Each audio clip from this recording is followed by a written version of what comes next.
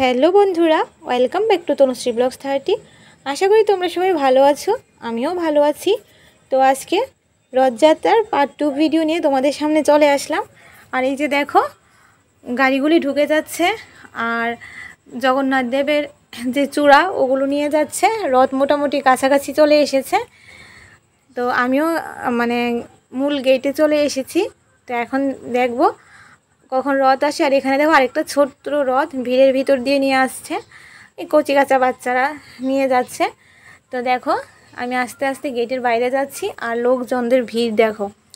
তো আমি প্রথমেই বলে দিই, কেউ কিন্তু ভিডিওটা স্কিপ করো না, স্কিপ করলে আজকে অনেক কিছুই মিস করে যাবে। তো স্কিপ করো না। আর এই যে দেখো, আমি গেটের বাইরের দিকটা গিয়ে ভেতরের দিকটা একটু ভিডিও করছি।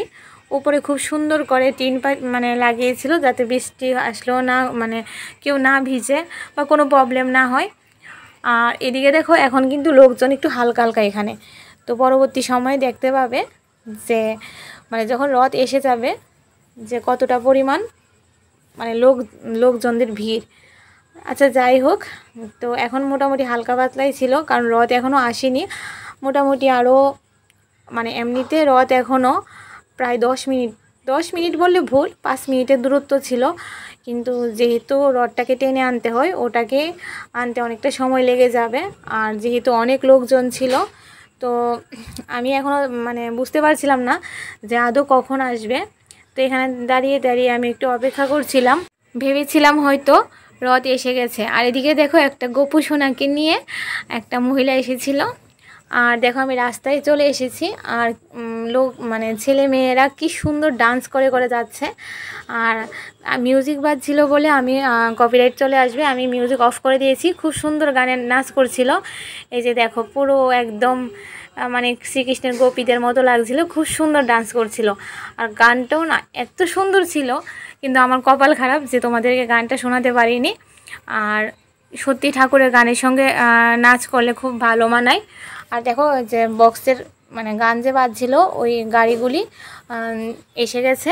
তো আর একটু সামনে রথ, তো দেখো এখনও কি সুন্দর করে নাচানাচি করছিল সবাই, ভীষণ ভালো লাগছিল। আর তখন ভাবছিলাম যে রথ যদি থাকতে আমি যদি এসে রথ পেতাম বেরোনোর আগে, ঘুরতে নিয়ে যাওয়ার আগে, তাহলে আমিও হয়তো যেতে পারতাম। যাই হোক, কিছু করার নেই, 20 মিনিট বা আধ ঘন্টা আমি লেট করে এসেছিলাম বৃষ্টির জন্য। তো দেখো লোকজনদের ভিড় এবার বুঝবে। তো আমি রথের দড়ি টান দেওয়ার জন্য একটু সামনের দিকে এগিয়ে যাচ্ছিলাম। আর এত ভিড়, রথ যে কখন আসবে এমন একটা ভাব ছিল, অপেক্ষা করছিলাম। আর ওই যে দেখো রথের চূড়া দেখা যাচ্ছে। তো রথের চূড়া দেখা যাচ্ছে, আমি ভাবলাম যে না আর একটু সামনে এগিয়ে যাই, না হলে আমি ঠিকঠাকভাবে রথের দড়ি টান দিতে পারবো না। কারণ যখন গেটের সামনে আসবে তখন তো আর রথ যাবে না, রথ থেমে যাবে। তো তার জন্য একটু এগিয়ে গেলাম। আর এই যে দেখো আমি রথের দড়ি কিন্তু টান দিয়ে ফেলেছি, রথের দড়ি টেনে এসেছি। যাক, আমার যে একটা জিনিস সার্থক হলো যে জগন্নাথের রথের দড়ি আমি টান দিতে পেরেছি। আর দেখো লোকজনদের কি ভিড়। তো জানো বন্ধুরা, ছোটোবেলায় সেই রথে গিয়েছিলাম, তারপরে আর যাওয়া হয়নি। এমনিতে রাস্তা থেকে রথ দেখেছি অনেক বছর, রথের দড়ি টানও দিয়েছি, কিন্তু ছোটোবেলায় গিয়েছিলাম মার সঙ্গে বা ঠাকুরমার সঙ্গে, কিন্তু তারপরে আর জগন্নাথ বাড়ির রথে যাওয়া হয়নি। তো দেখো রথ কিন্তু গেটের সামনে এসে গেছে আর প্রচণ্ড ভিড় ছিল। আর আমার একটা কথা বলি, আমাদের এখানকার কিন্তু 1 কিলোমিটারের ভিতরে প্রায় 4টা রথ বের হয়। 4টার মধ্যে একটা হচ্ছে মেইন যেটা রথ বের হয়, ওটা হচ্ছে এই জগন্নাথ বাড়ির মন্দির থেকে বের হয়। তারপরে লক্ষ্মীনারায়ণ মন্দির থেকে আরেকটা রথ বের হয়। আর আরেকটা বের হয় শিববাড়ির মন্দির থেকে। আর আরেকটা রথ বের হয় ইস্কন মন্দির থেকে। তো ইস্কন মন্দির থেকে যে রথটা বের হয় ওটা কিন্তু একটা না 3টে রথ বের হয়। তো 1 কিলোমিটারের মধ্যেই কিন্তু পাশাপাশি সবগুলি মন্দির। তো সবগুলি তো দেখানো সম্ভব হবে না, তার জন্য আমি জগন্নাথ বাড়িতেই গেলাম, ওখানকার ভিডিও ফুটেজ তোমাদেরকে তুলে ধরলাম, তোমাদের সামনে তুলে ধরলাম। আর দেখো লোকজনদের কি ভিড় এখনও। তো কোন সময় জগন্নাথ দেবকে বের করে আনবে, ওরা 3 ভাই বোনকে বের করে আনবে, এটাই এখন প্রশ্ন। তো দেখো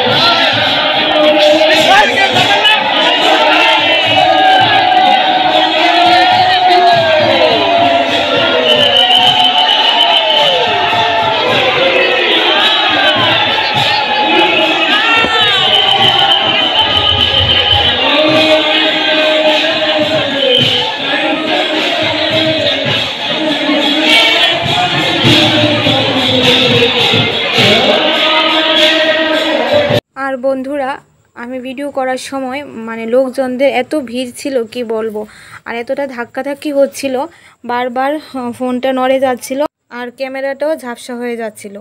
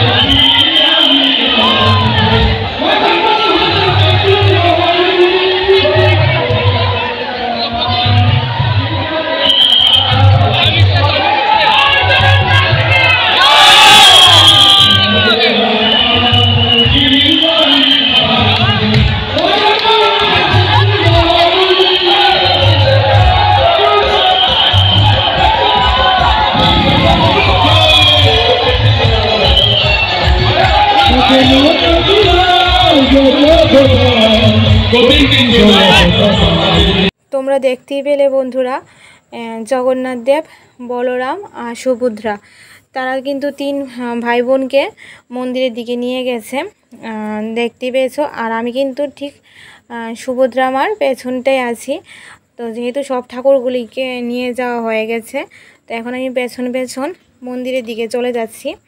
তবে একটা কথা, মানে এত লোকজনদের ভিড় ছিল, মানে কি বলবো ভিডিওটা করার সময়, আর এতটা ধাক্কাধাক্কি হচ্ছিল, আমি আগেই বলেছি প্রচণ্ড ফোন নাড়াচাড়া হচ্ছিল।